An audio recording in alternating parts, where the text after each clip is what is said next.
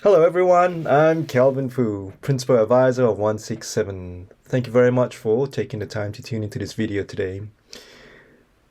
I was just going through my LinkedIn page, just doing a reflection this morning, and I stumbled upon an article, or rather it's a vision framework of a procurement advisory piece of work I was doing about, probably over 4 years ago. And, lots of thoughts were going through my head on the thoughts that I was going through when I was creating that model, learning, going through a discovery of what the stakeholders were after. And this was with a senior leadership team.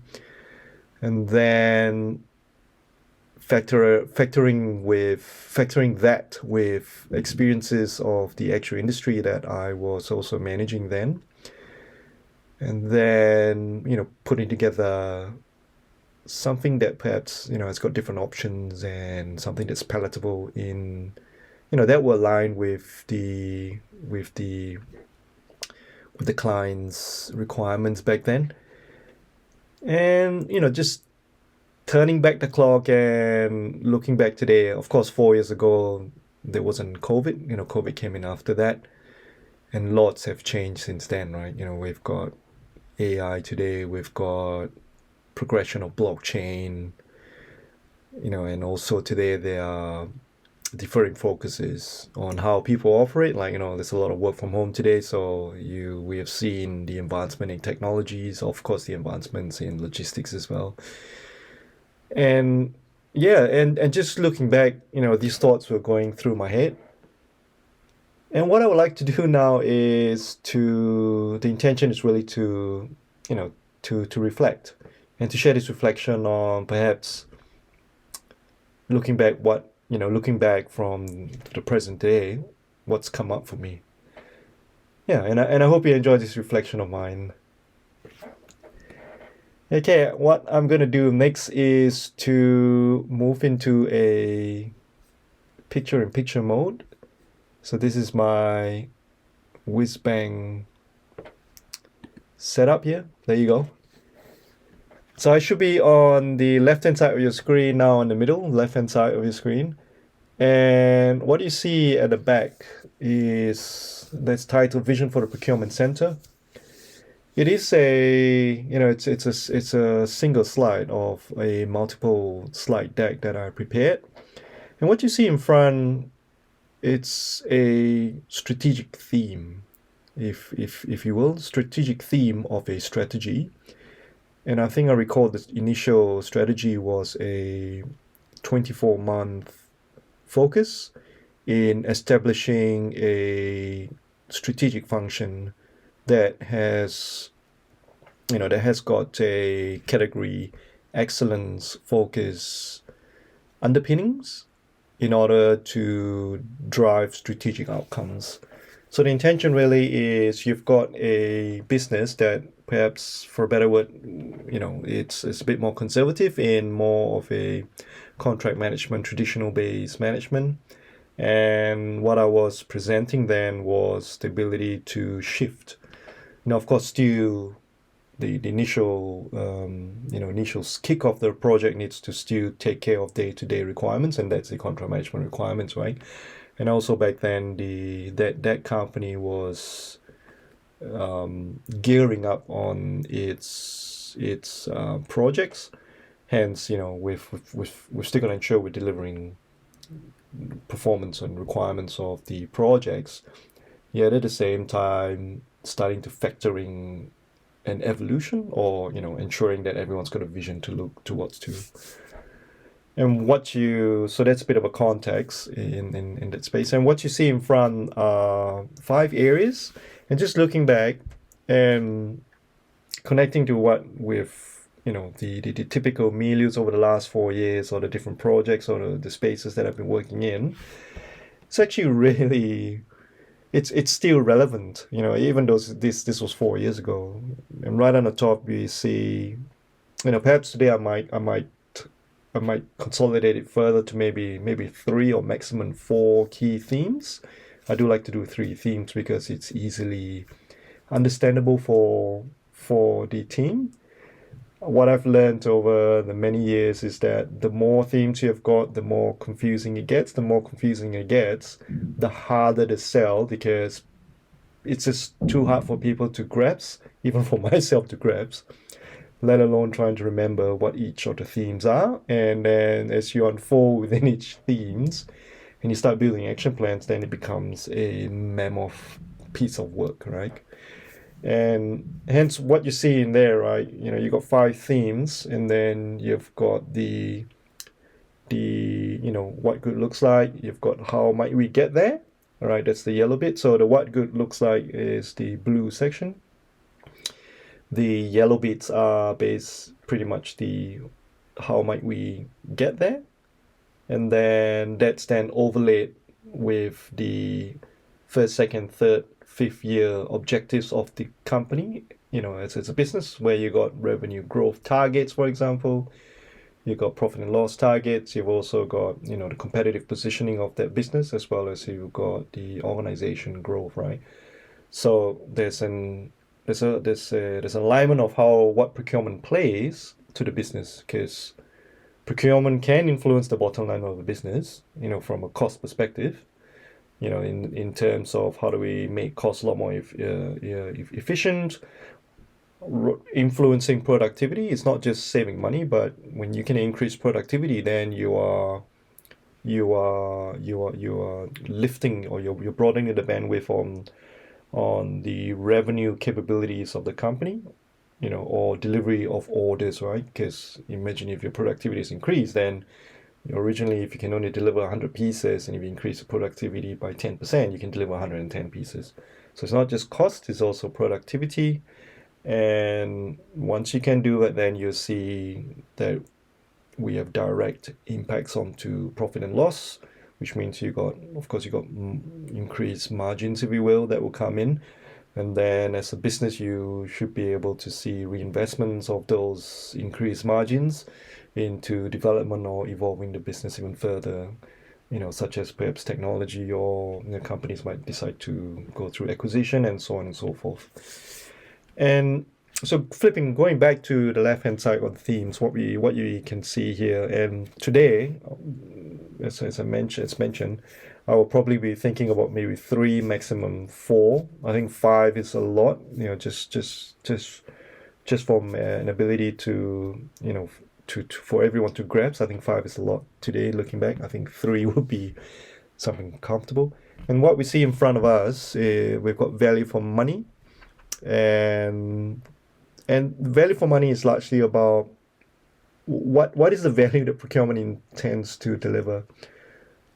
For me, it's always, if we all paid $1, what is the value we are delivering?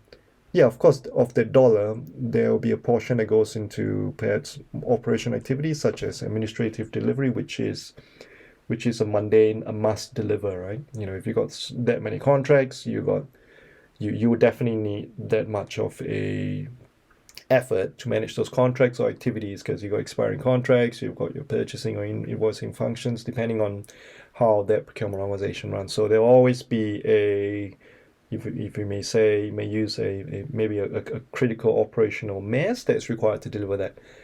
And hence, if you look at the whole team, which is the day-to-day delivery and also the growth part of it, then how do we then be able to ensure that for every dollar, or what benefits we're bringing from return on investment perspective. And then the next one down, we've got digital opportunities. And I think in looking back, I think even today in many organizations, I think digital opportunities is perhaps still widely neglected by a lot of organizations.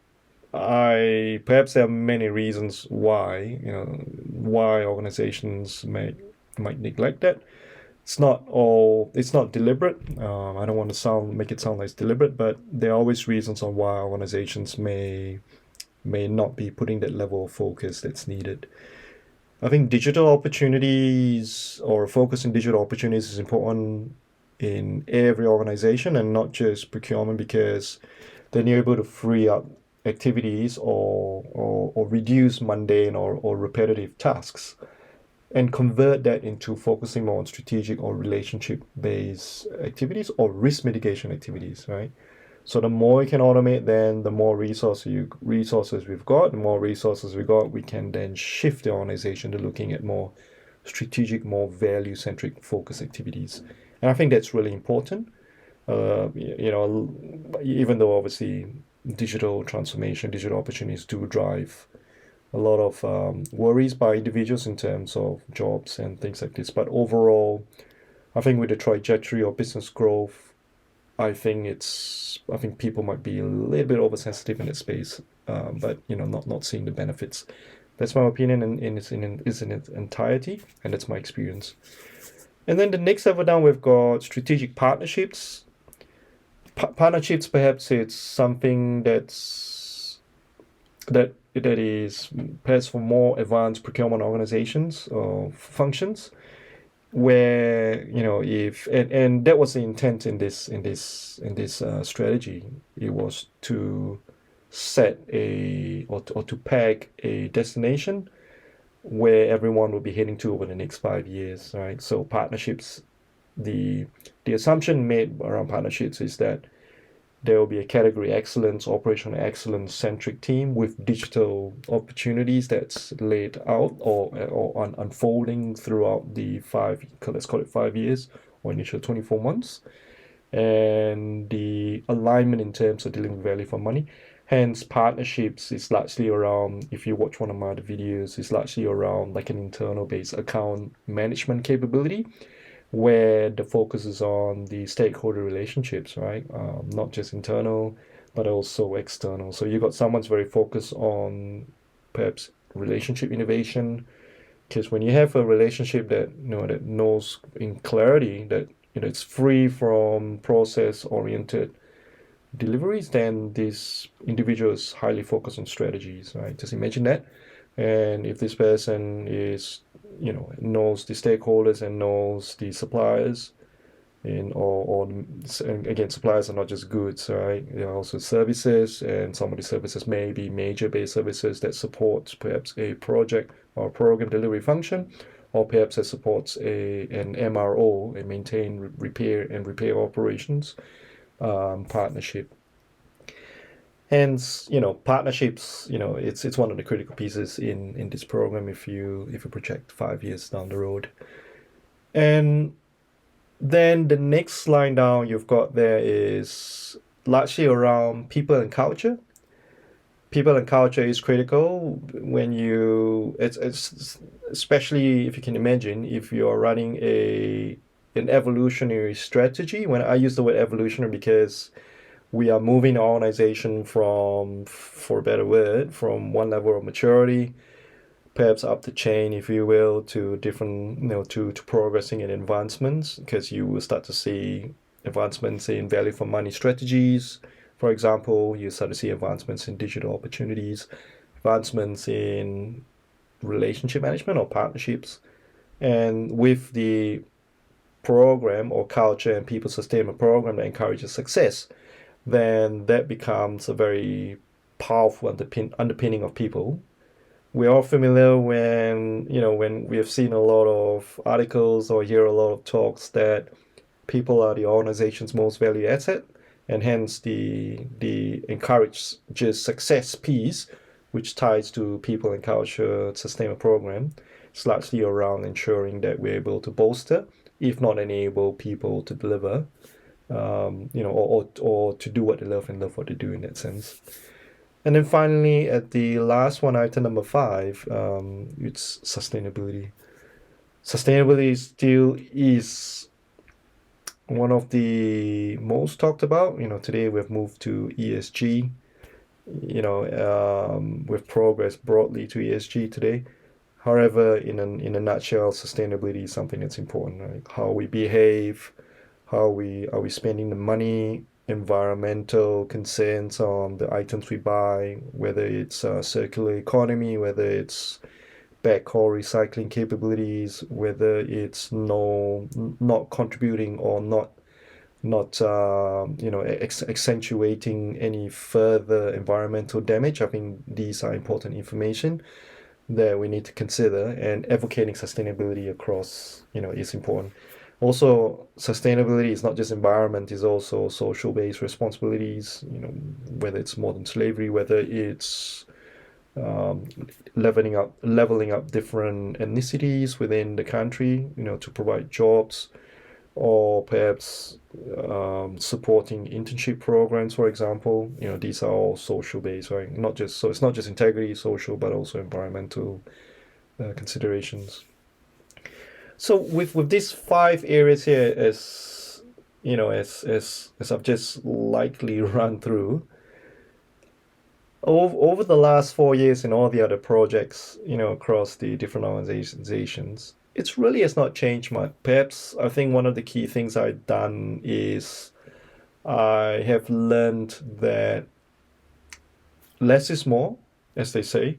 And what I've done, how I've evolved, is to then narrow it down to just three key themes or three key areas, and that's typically people, value for money, and governance. So people are it's typically largely around the actual people. In this case, you'll probably relate directly to encourages success, as well as some amount of partnerships in that space because there'll be executive influences. And then we've got the value for money, and value for money in this case here would be the value for money itself, right? Where if you look at the yellow section on how might we get there, then it's a lot of strategies for spend category management, sourcing based pipeline management, how we move towards perhaps consolidation or getting better value out of each sourcing activity. You got your contract lifecycle management on how do we ensure that if we understand the lifecycle delivery of any contract, whether it's a project, whether it's an operational contract, are we getting that level of efficiency of each of its lifecycle, as well as your supply chain efficiency, right? Where if you got your goods, your inventory, your logistics and demand planning, is it efficient? So that's largely on the value for money. And the final section today of the three today, I which is governance. Governance is also wrapped around with process. Sometimes I call it process. Process and governance are intertwined. All right, when you've got clear processes that support your governance requirements, as well as when you've got strong technology, then you're automating most processes. When you're automating most processes, then you're reducing mundane tasks, as well as then you're going to see much better governance control. So in this case, governance then relates to the digital opportunities as well as sustainability, because the governance part of it will then also put in place or move across all areas of the operating model. I did do a video on operating model if you like to refer to that as well. And so sustainability or under governance would also then touch on all the different areas of the operating model. Hence, you got the people. Just to recap again, people, you got value for money, governance. People touching on the encourages success, as well as some aspects of partnerships. You've got your value for money, which is equivalent to value for money in this section, as well as perhaps touching on some partnerships, right? So partnerships would spread, because partnerships largely relationships in this piece here, would spread to people and a bit of a value for money. And then finally, you've got the governance, or sometimes I call it process, and that touches on areas such as your digital opportunities as well as your sustainability. The other thing that came to mind is, of course, as I look into how might we get there, and I started diving into the different sections, digital. In your digital areas, you've got your mundane tasks. Of course, you got your streamlining of business systems, right? All the data. You've also got the procurement technology roadmaps. I think what has changed there would be the evolution of blockchain. I think blockchain is, in my opinion, it's not something that's going to go away. It's going to keep, it's going to keep progressing and I think that we should see it a lot more aggressive. I think the ability to put any kind of service, blockchain, or every dollar that we spend onto blockchain and tracking its progress from cradle to grave, doing its full loop or cycle. I think that's critical because we want to be able to, if we want to be able to track sustainability actions, we want to be able, and that's not just environmental but also social responsibility as well as I think areas of integrity. Then blockchain is something that's really powerful. However, where at this particular point in time, blockchain is still in its early days. Nothing that the internet, I think I remember having a huge modem of probably 2400 baud or something like that. That was probably back in 1992. So if we look at 1992 to 2023, it's been 30 years, right? And if we understand when Bitcoin, for example, blockchain first started, it was probably back in 2006, 7, or 8, somewhere there. Hence, we've got, there's still quite a bit of time. So it's only been, if 2000, it's only been 15 years, right? We've probably got another 10, 15 years more in seeing the evolution of blockchain. So still early, but it's going to be progressing. Will it be a lot faster than internet developments that we have got today, where today we're talking about the metaverse, we're talking about AI, we're talking about AR, we're talking about those, we're talking about metaverse, right? It's I think that that I think the evolution of blockchain should be a lot quicker than internet. The evolution of internet today, I would say, if you know what I mean. I think the other area of digital opportunities, as I dive into it, was the evolution of AI as well. AI today is really powerful, right? It's reducing a lot of mundane tasks. The creation of content using AI, it's really powerful. And if we then factor it into more the ability to perhaps stretch into permutations of thoughts or considerations and automate those analysis on using AI as a tool, that's going to propel the turnover of these analytical activities.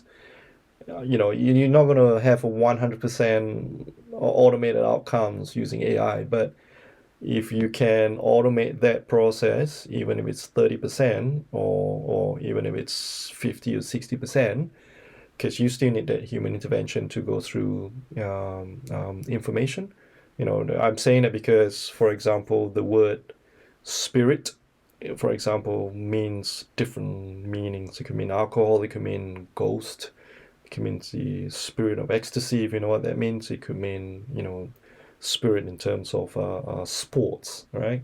So the word spirit itself has got multiple meanings. Hence, it might take some time before I think AI gets to that level, where, and I'm just explaining in a very simple, my level kind of terms. I think there'll be way more professionals who can explain this in a much better format. But nevertheless, AI is useful, and what I'm trying to say is that if we can automate even 30% of the process, or even 80%, I mean, if that's probably optimistic. Even if you can automate 30% of the process, I think that's fantastic. It reduces the amount of work, mundane activities, and allows us, again, as I mentioned earlier, to focus more on the strategic activities.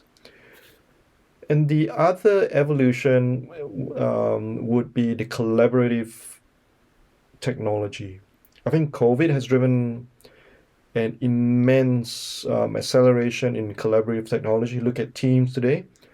Teams has evolved a great deal, right? Not just in terms of file collaboration, not in terms of communications, it's not just being able to collaborate internally with someone within the environment of an organization. You can actually invite externals. You've got tools such as a whiteboard, you got Kanban boards. It's a whole suite of tools, right? You can be creating user journeys now on those different tools, and it's on Teams. So those days where we are seeing a myriad of different tools, such as where it's Trello, ClickUp, Slack, Asana, so on and so forth, coming together and stitching into one. Now we're seeing that evolution has intensified a great deal. Hence, in terms of technology, where you have now, a platform like Teams doing it all, we need to consider the impacts onto on the life cycle of the end-to-end procurement, not just in terms of sourcing information, such as, if you've got more templates, more tools infused together with AI support, and how does those tools, plus obviously collaborative consideration, how those tools then support our stakeholder or technical stakeholders or SME involvement in terms of developing those scopes. Not saying every organization is highly automated. There are still many organizations that are still creating scopes on a manual level using Word documents rather than using different platforms. But I think the evolution of tools, what I'm trying to explain here, would surely be intensifying with all the progress. And of course, as you look throughout the streamlining of all these tools, when you talk about procurement, you have multiple systems, or your contract management systems, you might have sourcing management systems, supplier performance management systems, you got your purchasing, your invoicing, your all these data at the back of it coming together, right? And as we see more and more integration, more and more, coming together of all these different platforms, I think the collaborative platforms is something that differs from when this document was created 4 years ago. So you got your AI areas, you've got your blockchain areas, as well as got your collaborative platform. I'm not sure there might be other areas I might have missed out. I'm just generalizing the digital opportunities behind it, but chime in and let me know what may have come up for you in that space. And as we go down, then I talk about supply relationship management under the strategic partnerships. I think SRM is still a very new area. I remember my early days in SRM, back in 2012 in mining was when I was trying to push really highly active joint innovation and supply relationship partnerships with major suppliers, where we actually form engineering and product development workshops very specific to that. And the intention is not only to obviously deliver improved productivity or reduce cost, right? And what I've learned in that project that I've just mentioned is that cost is not always it. You might be able to save 50 or 30 cents on a product, and even though you might be spending, whatever, $10 million a year, however, if you can if you can double the product life, you're not only halving your cost, but you're also increasing your production outputs by way more. And what I've learned is that a saving of $10 million, all right, cannot be compared to an increase in productivity of 250 million. And I think that is something in our industry that I don't think that's enough of a focus for supply relationship management. I think perhaps there are fears, perhaps there is maybe a lack of combined skills, or this is just generally a new area in the industry. But I think that more focus needs to be placed on supplier relationship management, especially in the areas of the strategic suppliers, where we know it's the critically the highest impact to our production, or if not the highest risk if something falls through. I think more needs to be focused on SRM. And then and within that same area as well, the ideas development program, how do you manage innovation, is something that perhaps I think when COVID kicked in, there was less and less of a focus in that space. And the reason I say is because, there's a lot of push by governments to ensure people are employed. And hence, if I may say, that cost savings initiative in my opinion, became less of a focus. But I think in moving forward, cost savings initiatives should start to rise, right? Hence, how do we manage cost savings initiative becomes essential. As I mentioned at the top, in terms of ROI for every dollar we're spending, what sort of values are we delivering? And the best scenario is if most typical procurement typically costs about 0.25 to, depending on the technology support, up to 3% of the total spend. That's what it costs. So the lower the technology, the more conventional the procurement organization is, typically that percentage could go up to 3 and sometimes even 5%, just depending on what's the situation like. So what I'm saying is that if you got a $100 million spend, you could potentially be looking at anything between, could be a $2 million budget that you should have, or maybe even up to $5 million if it's a really, really conventional team. And some might go, why should I spend 5 million on that space? Then the next question is, how do you ensure that your $100 million spend doesn't become 110? How do you ensure that your $100 million spend is delivered on time and it doesn't impact your revenue? So I'm just sharing some simple, easy benchmarks so that we understand, in terms of ROI, and then we understand if we are creating an ideals development program, such as or transformation, how do we then set some targets, right? If it's $100 million, for example, I'm just using a figure, $100 million, and we're intending on reducing that by 5 million in terms of benefits, then what are we willing to spend? Are we willing to spend 500,000 to save 5 million? What are we willing to spend? Because there'll be 10%. And I think as we go down, then of course encourages success. We have got safety and well-being. The laws in WA safety and well-being has changed, as we are aware, where managers are now directly responsible. You could go to jail for if I may just simplify the explanation as negligence. So that has changed over the last four years, or maybe I think the legislation was a lot earlier. I think it's just taken some time to implement.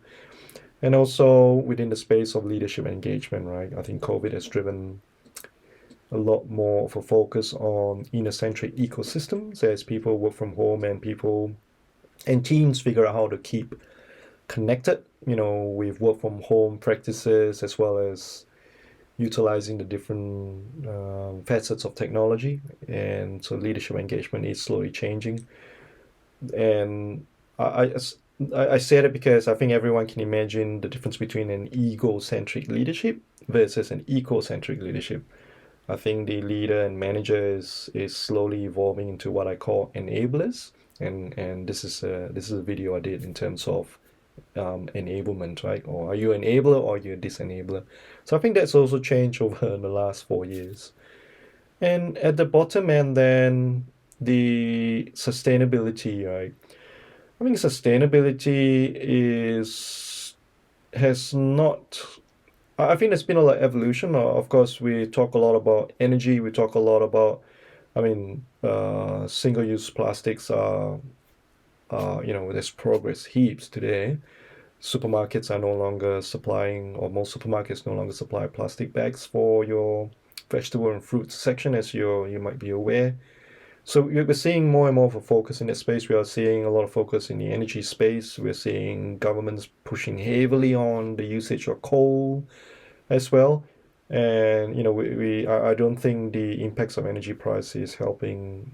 The impacts of energy pricing is not going to lift the foot off the gas pedal in terms of sustainability. So I think that progress is going to be a lot stronger.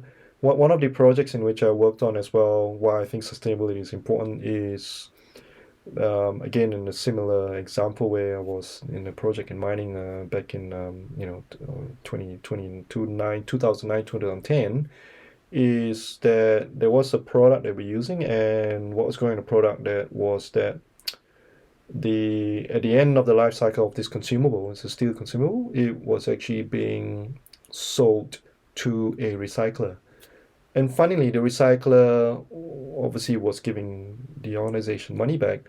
However, the cost of the logistics was actually leading to a loss of the entire recycling. So for as an example, we might be getting back $10,000 for the recycled materials. However, we're probably spending $100,000 or $200,000 on transport to send those items to the recycler. What made it a lot more interesting was that the money that was being returned back was actually did not correlate to the materials, because there was really high tensile steel in that. But that's probably a story for another time.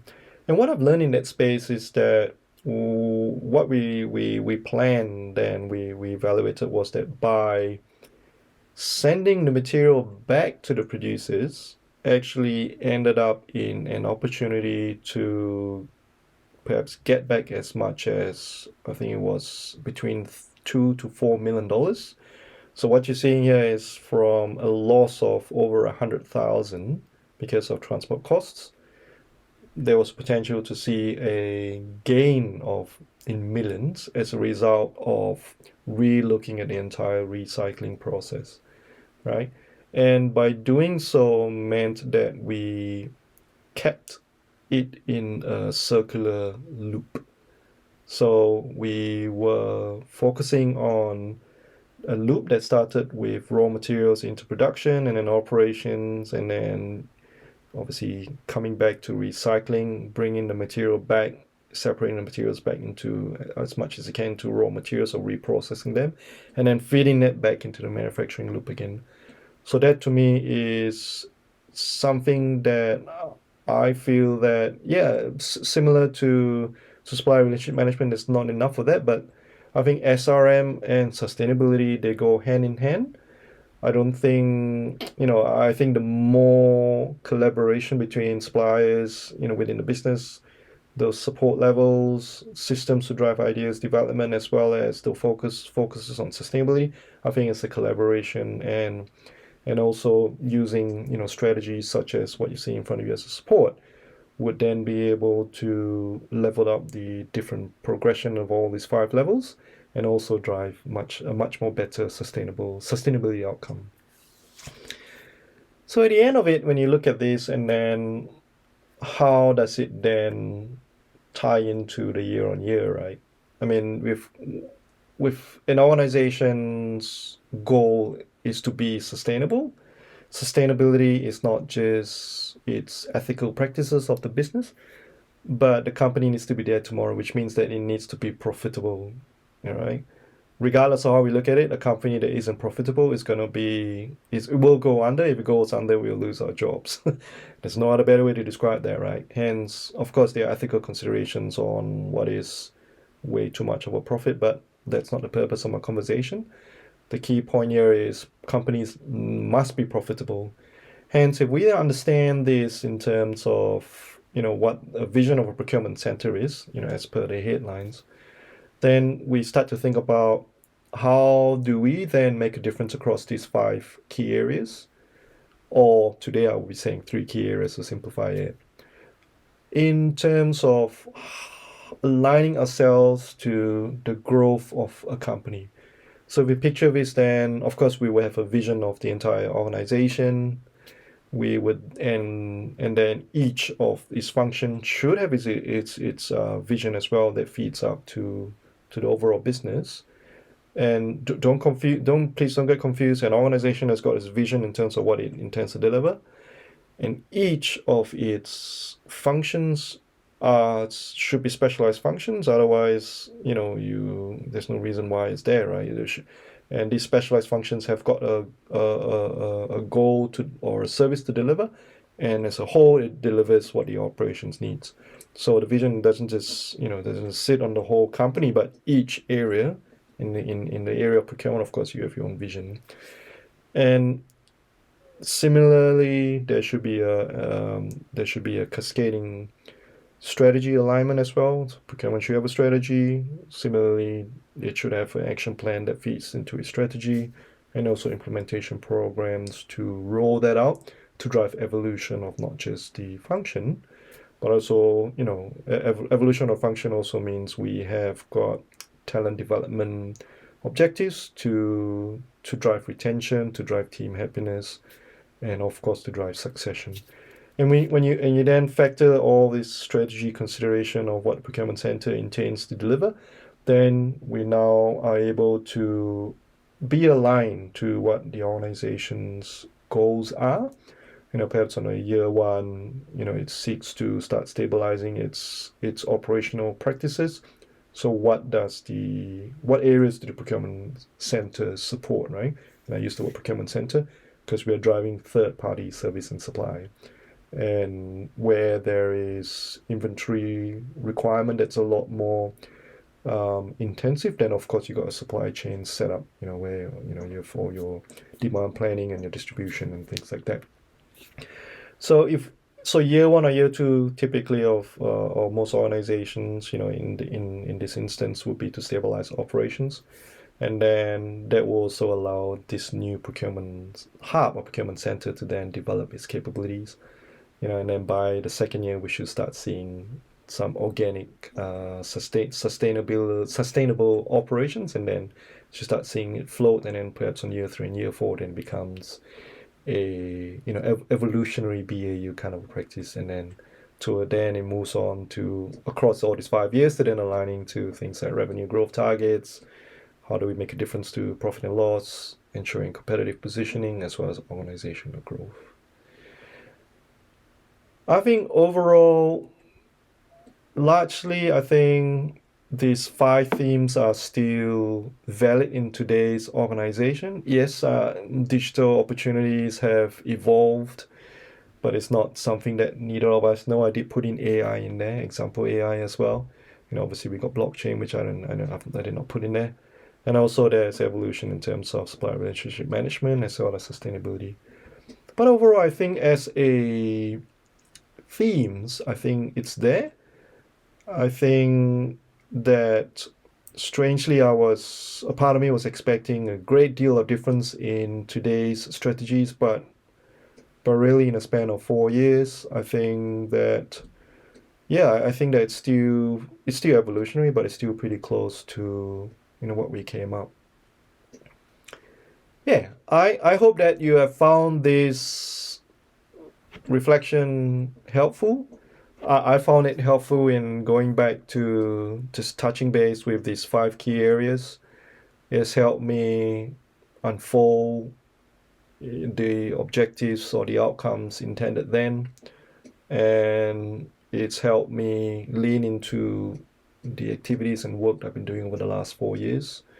I think it's definitely helped me put some structure or repack all the experiences and the activities I've been doing over the last 4 years.